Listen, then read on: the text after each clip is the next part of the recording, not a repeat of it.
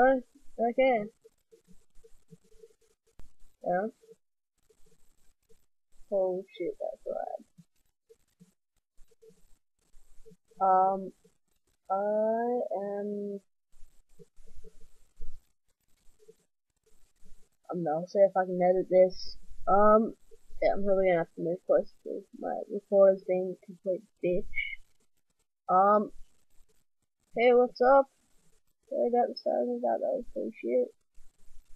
Um, I made this video to show people my awesome new Bring Me the Horizon shirt. It's pretty freaking awesome.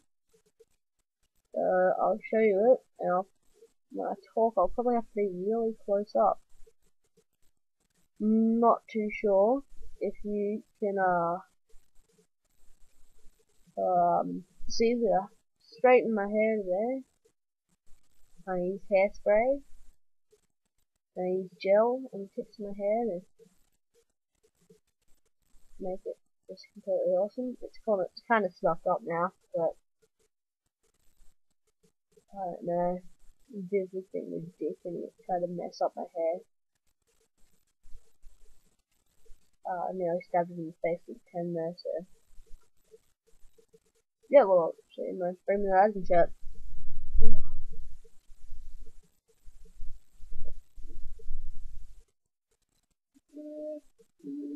EMPH.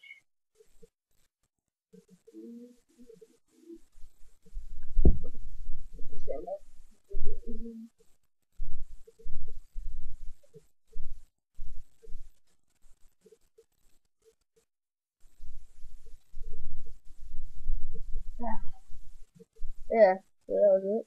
I was getting compliments for it all there. It's pretty cool. This group of people were like super cool, like, to me. That's cool because they like good music pretty much. They got awesome shirts and they dress awesomely. They're in your tents, but we have no chance of like hanging out with them. They'll try.